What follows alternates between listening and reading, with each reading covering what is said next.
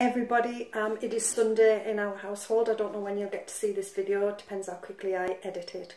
And what I'm doing today is Sunday roast dinner. Now we've got company today, Graham's daughter's coming over, so it's going to be a big family sort of huge feast. Slow cooker pork is on in the background there. That went on at 4 o'clock this morning. I put it on a plug timer just to bring it on. And what I'm doing now is concentrating on making roast potatoes. And I always get asked how I do it, so I thought I would show you because it's easier. I have made this video before, but it was pretty crap, to be quite honest. So I'll remake it again for you all. And that might be easier, to be honest. So what I'm doing is roast potatoes, and I'll show you what I have done. So what I've used 4 potatoes this side. This is just Tesco's cheapest of the cheap potatoes. I've used jacket potatoes, I've used Maris Pipers, I've used King Edwards, I've used them all. It makes no difference, but use whatever potatoes you like. So I've peeled them and I've chopped them into about that size, so they've been cut in half, and then a quarter if you like. I find that size is about the right size for my oven, and if you've followed me for a while, you know my oven is absolutely pants. And no, I'm not plugging for a new oven off anybody, I'll buy my own, thank you. But what I've done is left them in this water. Now, as I say, I could have done this last night and left them overnight and saved myself a job.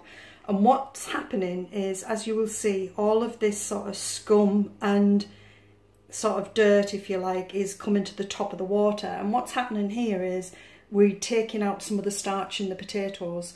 And what that will mean is that you don't need to use a shed load of Frylite if you use Frylite still. I don't. I only ever spray my roast potatoes once, and that is the once they go into the oven. That is it. I don't respray them again, because if you use this method, it drags out some of the starch and it makes it easier for your oil to coat the potatoes. So once I come back to the second part of this, I'll come and video it for you and I'll show you what I'm going to do.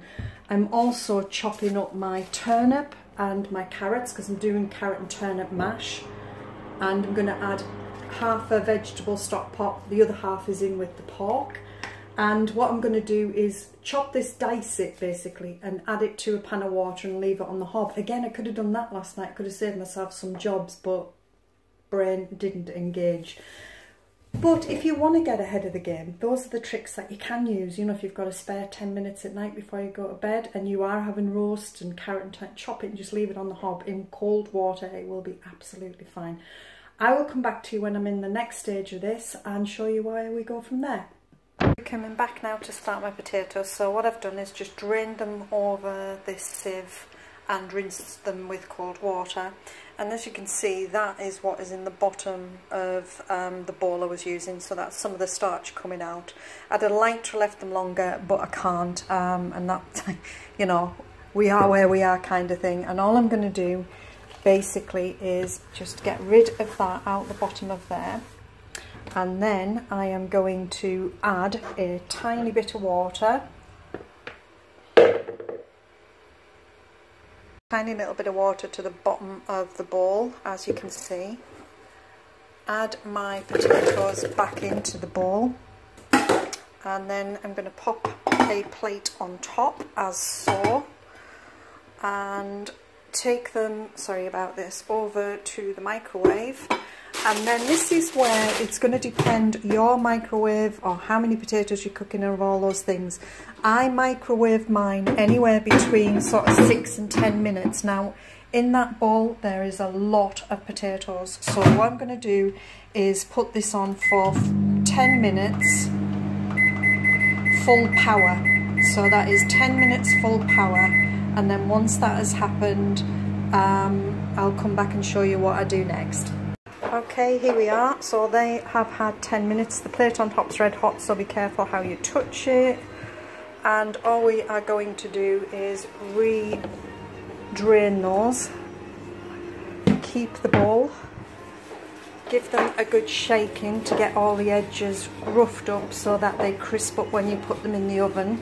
If you've got a colander, do it in that as well. Either one, I just use a sieve, it's easier.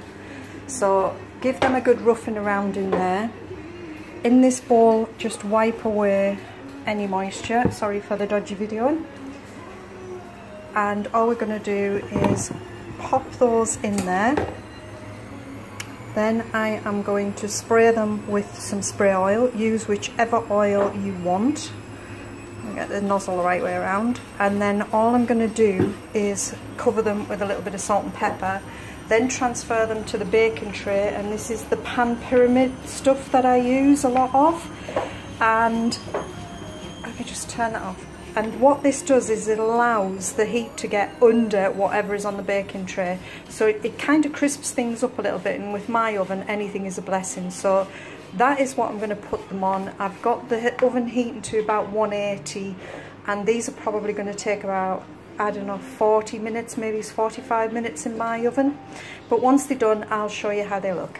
My oven decided to have a great day today, and it didn't take as long as what I anticipated. Some days it's better than others, apparently.